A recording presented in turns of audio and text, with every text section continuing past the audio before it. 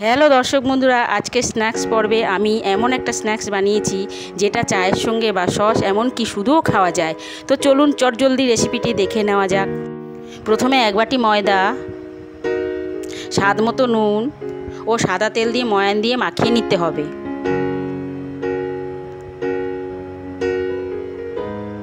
ময়ান দেওয়া হয়ে গেলে অল্প অল্প জল দিয়ে শক্ত করে মাখিয়ে নিতে হবে। এবার আমি এটা 15 মিনিটের জন্য রেস্টে রেখে দেবো। 15 মিনিটের পর ঢাকাটা খুলে দুটো বড় বড় লেচি কেটে নেব। ডোটা বেশ সফট হয়ে গেছে। এবার অল্প ময়দা ছড়িয়ে একটা লেচি নিয়ে মোটা করে বেলতে হবে, তবে বেশি মোটা করে বেললে হবে না। এবার আমি যেভাবে কাটছি সেইভাবে আপনারাও কেটে নেবেন।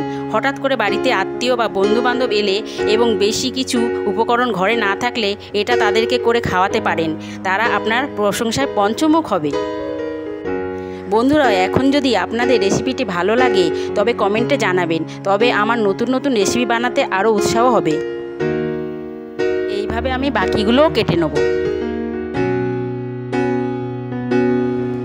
এবার আমি গরম তেলে মিডিয়াম ফ্লেমে এগুলি ডিপ ফ্রাই করে লাল লাল করে ভেজে নেব। এগুলো ভেজে তুলে নিচ্ছি। এইভাবে আমি বাকি স্ন্যাক্সগুলো ভেজে তুলে নেব।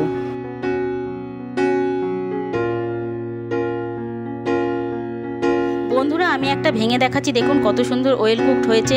এটা আমি রেড চিলি সস দিয়ে সার্ভ করছি। আপনারা চাইলে টমেটো কেচাপ বা চা দিয়েও খেতে পারেন।